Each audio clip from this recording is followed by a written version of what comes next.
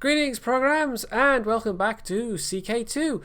A couple of people have remarked on the length of time since the last one. I do try and mean to do these on a fairly regular basis, but I don't always manage it. I've got kind of in my head that I do 2 or 3 tanks videos and then I do a non-tanks video, and because there are other games I like playing as well. I mean, I've done a couple of episodes of, I've done a pair of episodes of FTL. I've done naval action. I want to do fractured space. It's hard fitting in the non-tanks things because I know most people are here for tanks stuff, and so most of my videos are tanks. But I'm slowly trying to build up the number of non-tanks games I'm doing. But it's that sort of 2 or 3 to 1 ratio that makes doing regular series a little bit more difficult. But we're back. And as you can see, Scotland's actually looking fairly healthy. At the very end of the last episode, I got pulled into a fairly minor war in Wales. That shouldn't take up too much of my time. Obviously, we'll see what happens there. But I thought I'd have a little scroll around Europe and see what's happening as well, because there's a couple of interesting things that I hadn't really noticed. Now, down in Iberia, Portugal is actually starting to... They've sort of pushed south, but they've got an errant duchy that's rebelling at the moment. A pair of errant duchies, it looks like. Castile is in control of most of the peninsula, but Navarra has, you can see, they have inherited, and I'm guessing it's an inheritance, Brittany. So that's slightly odd. France is just chilling and doing France things. The HRE is in a period of relative stability, although we can see there that Lombardy has broken free. The company of the hat. Every damn time. And otherwise, Byzantines are looking fairly strong. Croatia's doing fairly well. Someone was actually asking me about starting as Croatia, like how viable is it? And in this particular game, they seem to have either conquered or inherited Bulgaria, although they are at war with Byzantium, so it's probably not going to go very well for them. But they are at least doing better than I usually see Croatia doing, so they're not a bad choice for starting out. Poland is looking fairly decent. Lithuania is for some reason green. I don't know why that is. It's not usually green. Sweden's looking a bit squashed. As you can see, Denmark's made some inroads beyond their usual boundaries. It's only a pair of provinces, but still. There's also a breakaway duchy there. And Norway has gobbled up a few provinces as well. And in the north, there are just it's kind of a mishmash of tribal holdings, basically.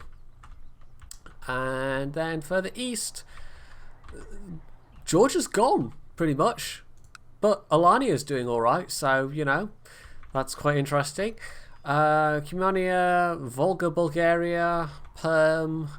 The Seljuk Turks aren't doing that well for themselves, actually. The Fatimids are still the dominant Islamic power. But who knows? They might, they might break out. They might come west. But this is a little bit fragmented looking at the moment around here. I'll quickly flick through some of the other modes as well. So this is the religion map right now. Not much left of Norse or Germanic as it is in the more recent versions of the game. Remover's still just about hanging on, as is Slavic. That's only got 2 provinces with the native, 2 provinces where the title holders are of that religion. There are actually a couple of Jewish provinces around as well, which you don't often see. I don't know what else to show you. I could show you like dynasties. Where are we? So we can see it's not looking that wildly different yet so far. I mean, there's a couple of ahistoric names, but otherwise it's sort of familiar for the most part. Apart from England, of course. Caption guy. And the other thing I might show you, in fact, is Republic trade zones. And we can see how the various republics are getting on. Now, Gotland has popped up as a republic. Now, I can't remember if they had at the close of the... well, not even the last video. It must have happened sometime in the last time frame. But I'm guessing with Sweden having problems, Scotland has managed to break free. or there's been some kind of event that has popped up, but Gotland has come out as a republic. I'm guessing it must have been a little while ago, because that doesn't happen overnight. Maybe I have even pointed this out in some other video, and it's just been far back enough that I've forgotten about it. But yeah, so we've got Gotland, we've got over here my pet republic, Dumfries, is doing okay. And then down in the Mediterranean, it really is just Pisa. Pisa's just got the whole ball game to itself, pretty much, including over here in the Levant a little bit. So yeah, I'm sure I've pointed that out before, but Gotland, maybe I have pointed out Gotland, maybe I just can't remember. Maybe my brain is just that amazing. So yeah, and as for the king himself, he's doing okay, I think, although okay, we've just dropped domain size for some reason. Wait, hang on, wait, that's not right. Why is that? Oh, what? Okay then. I think I know what happened here. I think a certain Mr. Caption Guy was slightly mad that I assassinated his king in the last episode. I think this might be his revenge, maybe. That has that flavour of Caption Guy, doesn't it? Making my character an imbecile. Yeah, no, I mean, it would be, wouldn't it? Wow, well played, Caption Guy, I guess. Oh, well, we're not done with England yet then, you know. This can only escalate from here. This might slightly hamper me. Yeah, I mean, hopefully not too much, but still, this is going to be annoying. Okay then, right. Oh, never mind. Well played, Caption Guy, I guess. We will raise some troops and we will send some troops down. So look at the military screen. They've got 1,500 and we don't really need to raise many. How many can we... so that's kind of 2,000 troops between them, plus maybe what I have from Moray. Yeah, okay, that should do. And then I'm going to need some transport ships. So we shall raise them. And that's going to be about... I wonder if that works. There we go, Alt. It's different keys. In EU4, it's the... I think it's the control key to select ships. Because by default, when you scroll to select, or when you draw a box to select, it selects armies. But in EU4, you hit down Alt, well, hold down Alt as you're drag selecting, and you get ships instead. But in EU4, it's actually a different key. So, yeah, it wasn't me totally flailing. It's just it's different hotkeys for different games. So there you go. Also, well, if you're watching this, I'm guessing you're possibly at least interested in Paradox games. But there's starting to be some not EU4. The World War II one. Oh, I can't remember now. Hearts of Iron 4. There we go. The Paradox Con, PDX Con, happened in the not too distant past, and they unveiled a bunch of Hearts of Iron 4 stuff, and it looks actually quite interesting. And I think there's even starting to be some early play videos coming out, you know, people who went along to PDX Con and whatever. They actually did a live stream with, and I just know of it, I didn't actually see it, but Arumba and Quill18, and they got their hands on it a bit. So yeah, it's looking interesting, because one of the things that, like, that's the only one of the series I haven't played is any of the Hearts of Iron games, because there obviously are 3 of them out at the moment, but they are probably the most micromanagey, because I know people that play them, so I know of them and I've read about them a bit, but they have tried to sort of bring back some stuff that people missed from Hearts of Iron 2. There was some particular mechanic to do with, was it research teams or something? It was something along those lines. And they have tried to also make it a bit more accessible, it seems like. Because one of the things that's off-putting for me is hearing people I know, you know, friends that like playing it, but saying things like, well, when they're starting a new game for the first time, they will literally sit for an hour and sort through all the stuff they want to sort out before they hit unpause for the first time. It's like that level of complexity is a little bit daunting. So it's probably one of the denser ones of the Paradox games, but that's probably also true of the Victoria games. And to be honest, although I am kind of interested in what Hearts of Iron 4 is going to be like, I'm probably more interested in what the next Victoria is going to look like, but it might be another year before we see anything about that. I've not really seen any particular solid bits of news about the next Victoria game. So yeah, Hearts of Iron 4 is what they're trying to get the buzz about at the moment. And it seems like one I might well check out. I'm not going to jump and buy it on launch day, definitely, but certainly if it's on sale at some point. So yeah, so this is Dubliner Army? Oh, Kildare, okay. Oh, I see, yes, that's because they somehow got a bit in the middle of Ireland, presumably through inheritances, but yeah, we're pretty much going to kick their butts. It's not going to take very long, I don't think.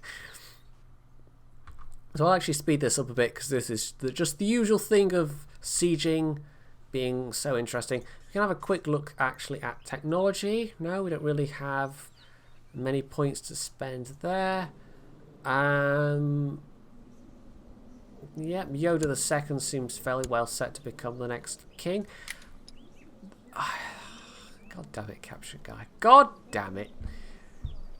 At least all my stats weren't reset to 0 by that, because that's like -8 in everything. I'm sure Caption Guy thought that was poetic justice, you know, but I don't know. Anyway, it makes life a little bit difficult, but it's not insurmountable. Also, I got a cool scar, you guys. The chicks dig scars, right? That's the thing. Yep. I'll be. I was gonna say I'll be swaggering over to my wife now and going to be going like, "Hey, look at my cool scar," but my character is at this point more likely to trip over his own shoelaces. So yeah, okay, well played. Right, Colband Melrose claims he would be a better Chancellor. Would he though? Yes, vaguely. Although I will actually just look where I'm currently fabricating a claim. Northumberland. Oh yes, that's right. He is my new Chancellor, so we'll send him back to Northumberland. I remember now, I was hoping to capitalise on the fact that England is still in the grip of a civil war. They actually dealt with one of the wars, but Queen Sinigith or Kynegith, I'm not quite sure how you say that, has actually... Yeah, she's come of age, although she's married the King of Navarre. A couple of people did suggest betrothing, where are we? Yoda to her, but the fact that the countries don't get on very well, although let's check the personal relations. Yeah, -92. It wasn't going to happen. It really wasn't. Yeah, I mean, you have to have at least some... Like, they have to like you at least a little bit. I would possibly have had a better chance if I hadn't killed her father. I think she might be a little mad about that. Although, in the in-game terms, of course, I got away with it. They don't know it was me, but Caption Guy knows. He knows. So, ambitious? That gives you +2 everything. You might as well have ambitious. We might as well keep ambitious. Ambitious can be a bit of a problematic trait in vassals. They're more likely to rebel, to join factions, to do things that would annoy you in the long run. But in a ruler, when you just get that +2 across the board, well, that's fine. The only thing is, I think it like clashes with the content trait, but that's not an issue most of the time. So generally that's a good one to have if you're a top level character, if you're just a player controlled character, because anything that just is unalloyed, you know, +2 to everything, you can't really complain about that. So that's a plot that was auto stopped. That was a really nice thing that they introduced. Like, you can that checkbox there, I mean, that just saves you so much hassle. Mankind is unlovable. He's been reading the YouTube comments section. He was obviously reading all the love for Caption Guy, and that's it. He's just lost his faith in mankind. So he's lost charitable. And we lost 3... I don't even know what that was. 3 learning. But anyway, not that it matters. It might have been 3 diplomacy, actually. God damn it, Caption Guy. Right, so, yes, the war. We are winning the war, I think. They are currently in 2 wars, actually. But we're going to get the lion's share of the war score out of this because we are... we've got half their provinces, and also we've got easiest access to that that province there. In fact, I could... How much of a levy am I going to raise? Not enough. Let's just pause it briefly. I might as well raise the rest of my levies. I mean, doing okay for cash, so I don't have to worry about that. And I can then link them up and start sieging Kildare as well. That's interesting. That didn't actually... Maybe if there's just even somebody nearby, it does that. I don't know. That's interesting. So how's the siege going? We've won the first part of the siege and the second part. So the third part will be not long after. I'll join those up. I can also raise those troops there. Oh, that's not what I meant to do. Although I could actually have a look around and see what upgrades I can make to my holdings, because I've got... I might save a bit more. I suspect... Was I going to build another castle? Although I don't actually want to do that right now because I'm already over my holding, thanks to Caption Guy. Wasn't the case before. Oh, they got there first. They got a... Wow, they've got a lot of defenders in Knock-All-In, apparently. Right, Anakin's guardian died. Anakin, quick, cynical, craven. Okay. Why did I do that? There we go, diplomacy. I'm too used to the new version of the new menu system where you right click and it gives you a bunch of options. It's really nice. Like, I keep... Every time I come back to this version of the game now, it's like, right click. Oh no, I can't do that. Right, educate child, edumacate child even. Let's have a quick look at his stewardship. Intrigue is good. We'll try and get his intrigue up then. We'll try and give him to somebody who's got a good intrigue level to be educated by. So, the mayor of Inverness is pretty good. Envious, gregarious, trusting, diligent though. I mean, some of these would not be particularly great. He's also ill, but I'll do it anyway. Also, yeah, Inverness, but okay, we'll do it anyway. Even though it's the mayor of Inverness. Anyway, yeah, anybody outside the Highlands will not get what I'm on about at all. They have a lot of defenders. Like, I literally need all of my... oh, hello. Oh, that's because we have the... because we're both at war with the same person, we have the hostile to... mouse over there. Hostile to King Donacuan. Probably mispronounced that horribly, of Connaught or Connacht. I never know which way that is. Yeah, so basically, because we're hostile towards each other, your troops can fight each other, even though you're not directly at war. I've probably explained this before at some point, but it can be a fairly important mechanic. Yeah, nope. I'm going to thrash the pants off you. I mean, we're winning this war. Oh, wounded. Oh. That's not good. Yoda II might be king sooner than he thinks at this rate. Also, the County of Dublin is... We could maybe siege Dublin then. We'll took those guys out. And we can actually, because we are hostile, we can actually kind of reverse that siege, as it were. So I'll finish sieging off that. I'll actually slow it down one, because... the events are popping up thick and fast. And we can actually successfully siege Dublin, so that's not going to be a problem. And I think we're easily going to win this war. So, yeah. There's a lot of war score from battles there, but the sieges all help as well. And also, yeah, he didn't last very long, did he? The Mayor of Inverness. Oh well.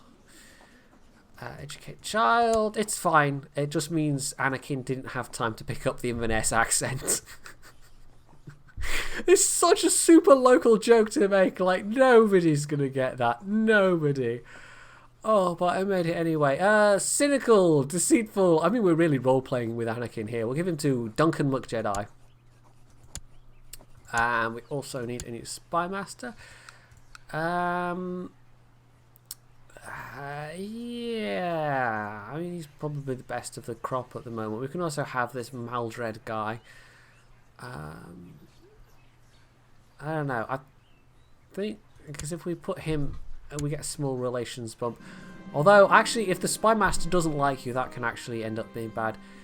Oh, interesting.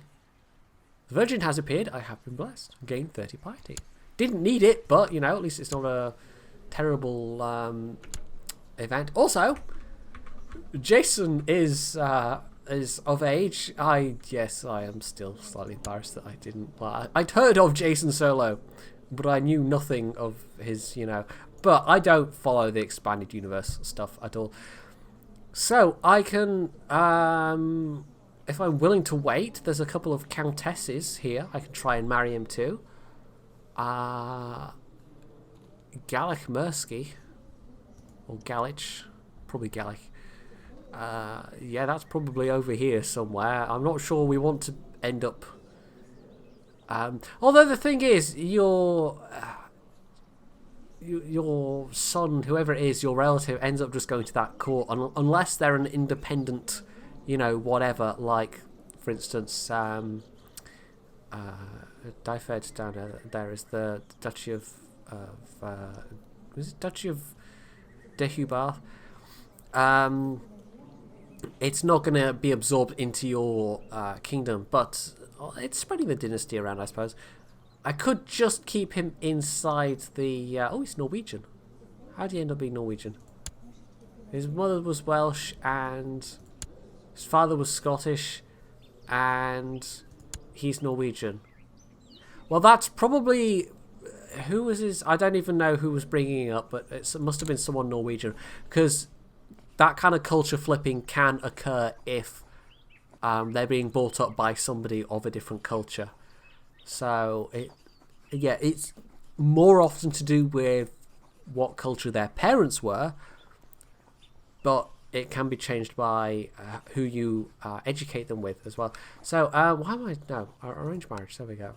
In fact, no, we want that one because that selects from all courts. The difference between the two is if you go arranged marriage from there, it will select from within your own court. So this is the eligible people within my own court. And I could even marry him to Edith, although as she has that minus 1000% fertility, there's not much likely to happen there. There's also another Edith who is... yeah, I would have no advantage in marrying him to her. That gives me no kind of alliance ties or anything. I could also marry him to a princess of the Byzantine Empire, which that would be a heck of an ally to have. I mean, they're a long way away, but I think we might do that. Also, I don't know why some of these shields are black.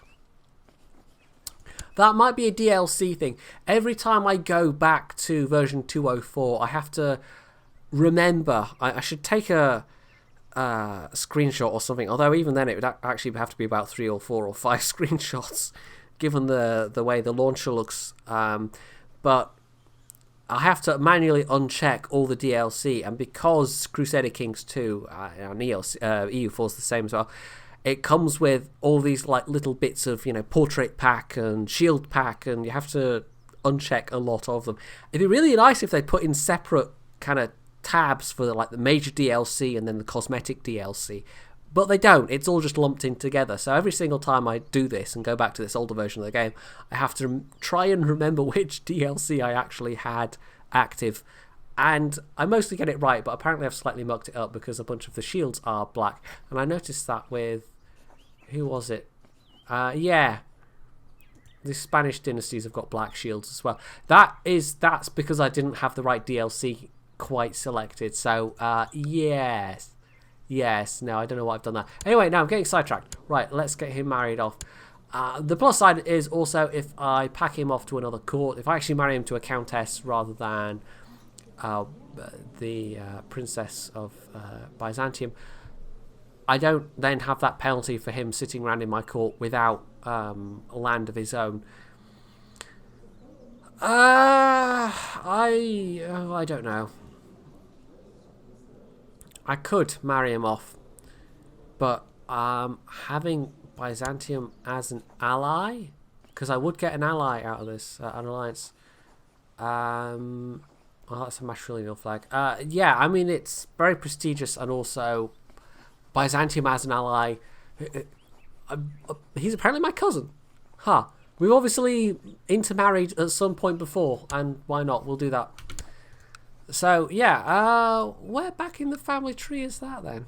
Oh, also, they're having a little bit of revolt troubles. I guess... Did Croatia lose a bit of land against them? I'm not sure. Anyway, yes, that marriage has happened. If they have, though, it's not been that much. In fact, Croatia might have actually taken a bit of land. Well, there you go, Croatia OP. Let's see. No, that's not where I want to look. Is parents, grandparents? I don't know. We're related somehow. My cousin. It'd be nice if you could bring up a family tree to, or if you could, like, if there was a tool to see relations between two specific characters, because it can be a bit unwieldy trying to do it sometimes. But anyway, never mind. It's unimportant. Let's go back to the war. Also, this guy reckons he'd be a better court chaplain, and would he? Yes, by one. I'm actually going to go through and manually check, because you get people popping up, and see, we now have mayors especially. Bishops, they seem to live a bit longer, but mayors, there seems to be a fair churn of those, so it's worth checking reasonably often. So I don't have anyone better suited for being spy master. No, but we do have someone who could be a better chancellor, and 13's definitely a jump from 10, so we'll actually... Again, we'll send him off to Northumberland. That last chancellor didn't last very long, but anyway, never mind. Doesn't matter. So, we're quite easily winning this war. I mean, I did say this would be a fairly minor war. I'm managing to take up most of an episode with just a fairly minor war, but I've just been whittering on about all of the things, really. I don't know, sometimes it's like that. I'm so busy yakking that I don't even spend time playing. But, yeah, I blame Caption Guy, I guess. Oh, a mysterious Jewish man. Okay, interesting. The thing with Jewish characters, which is interesting, and I've noticed this with other playthroughs, is that if this happens... Now, we'll see if we can actually find him. It might be particularly useful. 15 intrigue. Yes, I should say so. Now that's going to slightly piss off Prince What's-His-Face. But, yeah, never mind. Doesn't matter. He can go back to being the Count of wherever it was I made him the Count of. Tyrone, there we go. Yeah, minus 20. He wasn't too impressed with that. Anyway, but I've put myself off the track of my thought now. Jewish characters, there you go. Mostly, if you get a character of a different religion and you make them a vassal, like you give them some landed holdings, generally, it doesn't always happen, but within a generation or two, they will, without you even having to deliberately go and try and convert them, they will convert to their liege's religion. I think it probably happens faster if they like you. And you can, of course, also just straight up demand conversion. But there's it just kind of naturally happens over time anyway. But Jewish characters, I have noticed, if you give them landed holdings, like a barony or a county or whatever, they tend to stay Jewish. And I think that must be a deliberately programmed thing within the game. And I think that's actually quite an interesting, you know, that they are culturally Jewish and that they remain culturally Jewish, even though many generations might pass. So I think that's a neat bit of Like, I find that a nice little mechanic that they've put in there. Because, of course, I could go off on a whole history about the... I know a little about sort of Jewish history across the ages, and there's some really interesting stuff in there. But yeah, I'll maybe, you know, I've been wittering on for more than enough of this episode, so maybe that's for another time. So Prince Colin of Scotland. Oh yes, I remember. He just popped up as being Colin, and I thought, I'll just leave it at that. We'll give him under the tutelage of Edith, and he is still, yeah, he might at some point deliberately, like, he might pester me for land and then be a bit miffed, but it's unlikely to be much of a problem. I should probably, okay, we'll abandon that siege. I mean, we've just about won this war anyway.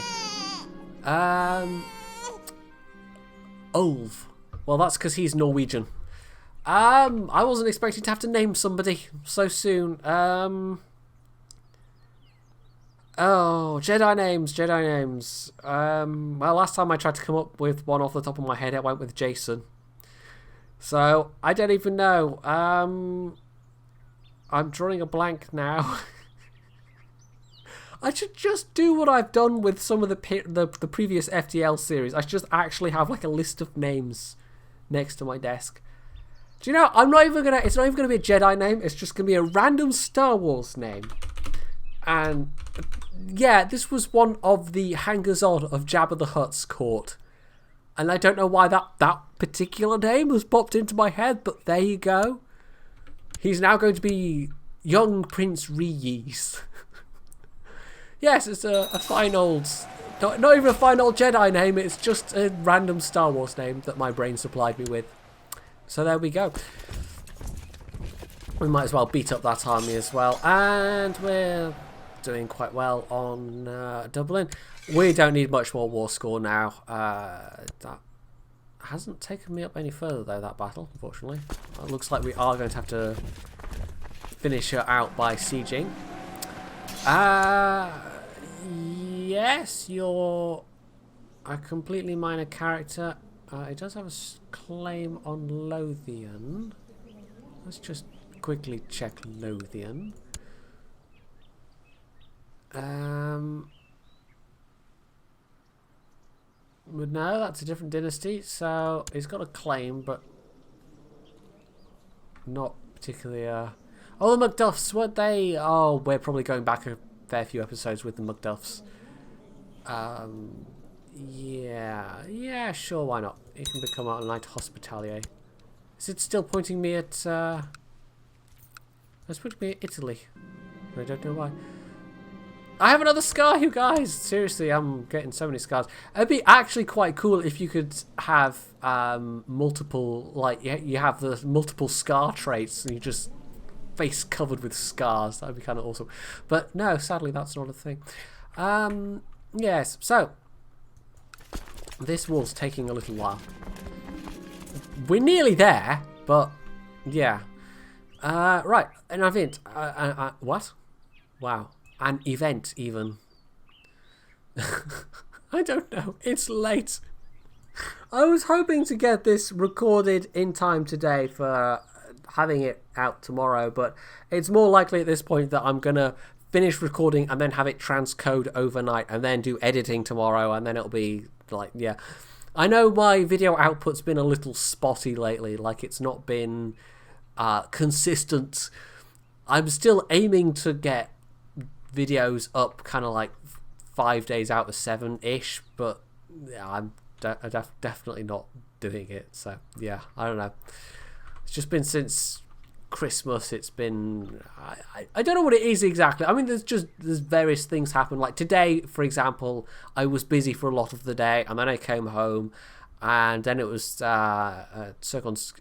he's doing Tuesdays as a community evening now, so I had some food, and I had a shower, and then I immediately went on the stream, and then I was on the stream for a couple of hours, and then I went and played tanks for a little bit to get some dailies.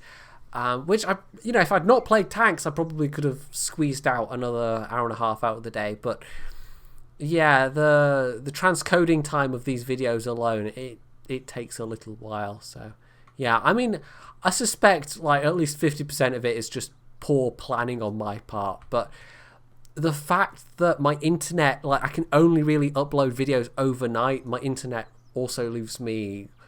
I can't just do a video, bish bash bosh, get it done, and then upload it all in a day. It's like I have to do the video, and then that's tomorrow's video. So yeah, I'm kind of part tied by my own crapulence and part tied by the fact the need to like only upload stuff at night kind of thing. Like the fact that uploads take so long. Anyway, there's me wittering again. I think it's just because it's late and I'm not paying attention to what I'm supposed to be doing. Cult Chaplain suggests that I bring out the holy relic in possession and bless the fields. Surely this would increase the likelihood of bountiful harvest. Why the heck not? Okay, there is literally no downside to doing that, so yeah. Earl Philotios. Oh, that's right. He, yeah. So, and his heir is, yeah, I don't know. There's going to be some family line. I think it must be one of the shield packs. It must be one of the DLCs. I'll have to experiment next time I'm doing this. I hope I've not, like, permanently bugged it up, and next time I load up the game, even with the Dynasty shield packs, it's still showing black shields. It might do. I don't know. Maybe a bunch of houses decided that they were suddenly going to be paying tribute to a certain Spinal Tap album with their shields, and they just decided that they too wanted none more black. Maybe. Yeah, anyway. The abbot of a nearby monastery has asked you to make a donation towards the repairs of the monastery church. Surely it wouldn't hurt to ensure that you are in the monks' prayers. 30 gold, we can easily afford that. I mean, I can also afford -5 piety. That's nothing. But, yeah, why not? So, I'm actually going to have a look and see quickly. The sieges are going apace, which is fine. We're going to... 99%, we pretty much won this war. We'll see what we can do with the holdings. Because, obviously, I don't particularly want to... Like, I could build another holding, but there's no point at the moment. So we can have another keep, which actually that would be quite useful. Another barracks. Shelter on training ground. Pikeman defense. Galleys +7. I'll probably go with a keep, because that's one of the more kind of big ticket items. Although, actually, I think it's really, like, cities get the most expensive ones. Universities are possibly the most expensive thing that you can put money towards. Like, that is more than the cost of a new holding. But universities are pretty useful. I don't tend to see cities building them themselves that often, but it does occasionally happen. So yeah, I was thinking at the start of this episode, I will just have this minor war, it won't take long, and instead I've sat and wittered on, and that's been the entirety of this episode, has been this one entirely pointless minor war that really doesn't have anything to do with anything else that's going on. Although obviously I'm still trying to get a claim on Northumberland. That would be useful. But yeah, I don't know. I have no explanation. It's late. My brain is just... It is what it is. So there we go. War over. We can probably just march those troops back. I'm going to speed it up so they get there even quicker. And I might even wrap the episode up here because, honestly, I think I've been waffling on for long enough now. And I'm going to have to make this a not too long an episode.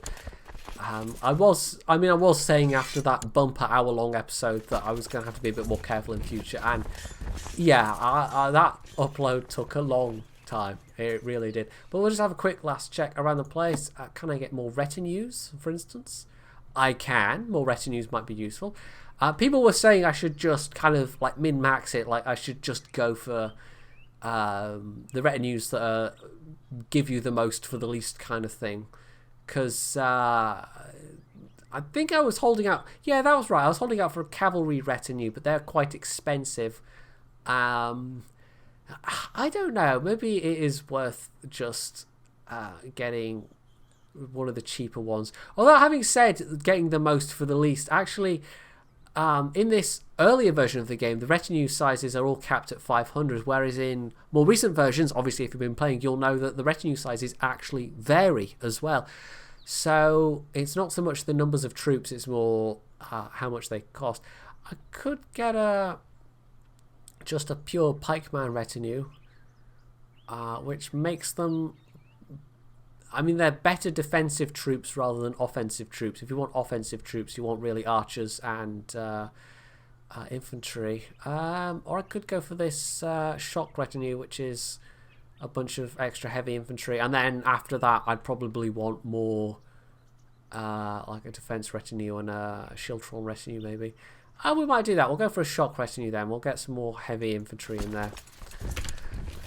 So, yeah, I guess I should... oh, hello. Excellent work. 50 points. I might have to give him some land just to... I do like to do that occasionally. Like, I'll give a Jewish character or an Orthodox character or some, some character that's nothing to do with my own religion or culture, and I'll give them a barony or whatever and see how long it takes them to either change culture or change religion, or if they, even do that at all, which sometimes they don't. But at the moment, I don't actually even really have any spare... No, it might not be a good idea right now. Like, it's tempting, but I can at least... You know what? I can at least get him married. Because if you give them their own barony, of course, they tend to sort out their own spouses. But as a member of your court, you can actually... And this is actually a useful thing. If you get somebody in your court that has a particularly useful... like this guy, it's all in the intrigue, right? If I get him married to somebody who's also got really good intrigue, they then have offspring, hopefully, and you can sometimes, for a couple of generations, you can kind of selectively breed almost, a spy master in this instance, or a marshal, or whatever. And, oh, hello, a call to arms. Oh, for goodness sake. Is this a defensive war? Or is she declaring war herself? Okay, no, we've just had peace, and now suddenly, I think this is her vassal.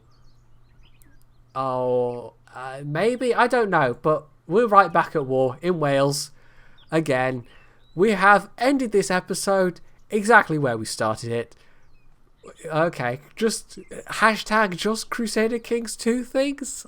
I don't know. Anyway, if you enjoyed this episode, although it was mostly me rambling, I do realise that, you can leave any comments below, you can hit the like button, you can subscribe to my channel, and, as always, stay tuned for more. Wait, England reunified? God damn it. Also, hello? What? What? Cape? Oh, caption guy. Oh, caption guy. Oh. Okay, anyway, next episode. That's my next episode, you guys. See you later.